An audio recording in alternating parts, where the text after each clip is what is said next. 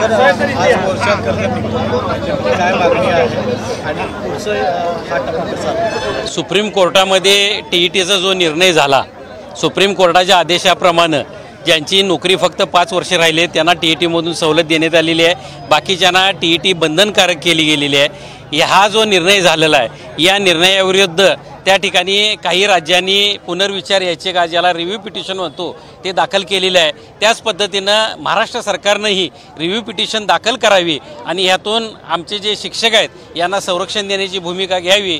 यासाठीच खऱ्या अर्थानं 1 ऑक्टोबरला राज्यभर मोर्चे आयोजित केले होते 4 ऑक्टोबरला, परंतु त्या ठिकाणी 1 ऑक्टोबरला राज्यमंत्री पंकज भोयर यांनी नागपूर या ठिकाणी मीटिंग बोलवली आणि त्या मीटिंगमध्ये त्यांनी शब्द दिला की 16 ऑक्टोबरपर्यंत आम्ही पुनर्विचार याचिका सुप्रीम कोर्टामध्ये दाखल करतोय आणि त्यानुसार त्यावेळी तो मोर्चा स्थगित करण्यात आला, परंतु त्या बोलण्याप्रमाणे कुठलीही कारवाई सरकारकडून झालेली नाही आणि या कारणास्तव त्या ठिकाणी 9 तारखेला राज्यभर मूक मोर्चे आयोजित करायचा निर्णय झाला। परंतु कोल्हापूर जिल्हा शैक्षणिक व्यासपीठाच्या माध्यमातून आम्ही 9 तारखेच्या ऐवजी 8 तारखेला त्या ठिकाणी मोर्चा आयोजित केलेला मूक मोर्चा, जेणेकरून शासनावरती आम्हाला दबाव आणायचा आहे आणि शासनानेही पुनर्विचार याचिका दाखल करावी हीच खऱ्या अर्थानं आमची प्रामुख्याने मागणी आहे। या मागणीसाठीच आम्ही हा मोर्चा आयोजित केलेला आहे। राज्यामध्ये अशी किती शिक्षक आहेत?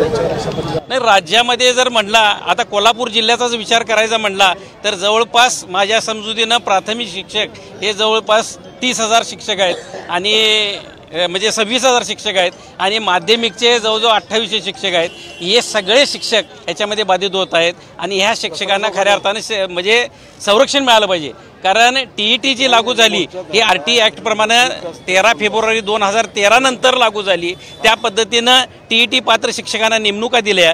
ज्यावेळी त्याच्या अगोदरचे जे शिक्षक नेमले गेले त्यावेळेच्या तत्कालीन पात्रतेनुसारच त्या शिक्षकांची नेमणूक झालेली आहे। त्यामुळं हा निर्णय जो आहे हा म्हणजे अन्यायकारक आहे आणि हा निर्णय जो आहे तो त्या ठिकाणी पुनर्विचार याचिका दाखल करून सुप्रीम कोर्टामध्ये बदलण्यात यावा हीच आमची खऱ्या अर्थानं मागणी असणार।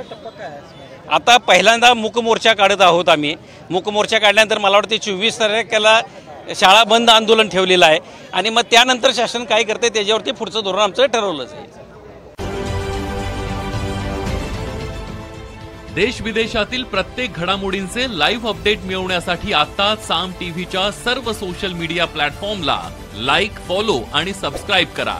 तसंच सर्व नोटिफिकेशनसाठी बेल आयकॉन प्रेस करायला विसरू नका।